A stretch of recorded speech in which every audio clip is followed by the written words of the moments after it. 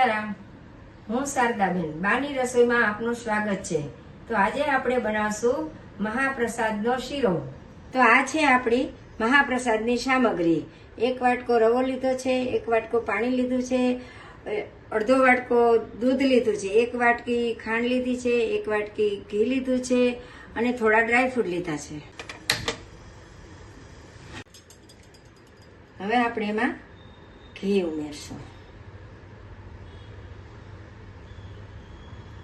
ઘી ગરમ થાય એટલે આપણે રવો ઉમેરશું।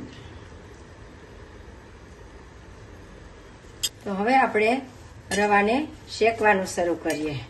ગોલ્ડન બ્રાઉન થાય ત્યાં સુધી આપણે એને શેકવાનો છે। તો આ રીતે સતત હલાવતા રહેવાનું છે, જેથી કરીને નીચે બળી ન જાય।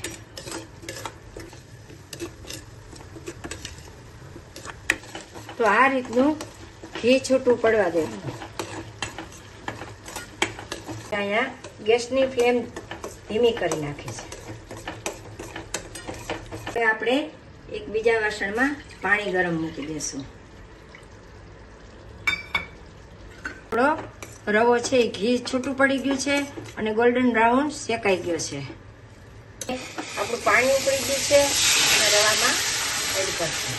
તો હવે આપણે દૂધ નાખશું, ત્યાર પછી ખાંડ નાખશું।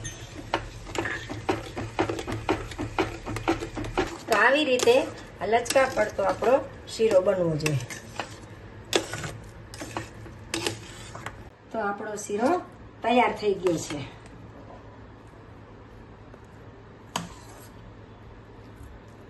હવે આપણે એમાં ડ્રાયફ્રૂટ સુધારેલા હતા એ એડ કરશું। કેમ કે આપણે મહાપ્રસાદ બનાવેલો છે તો તુલસી પત્ર તો મૂકવું જ પડે। તો આપણો મહાપ્રસાદનો શીરો તૈયાર છે। તમે ઘરે જરૂરથી ટ્રાય કરજો। આવી અવનવી રેસીપી શીખવા માટે મારી ચેનલને લાઈક, શેર અને સબસ્ક્રાઇબ કરજો।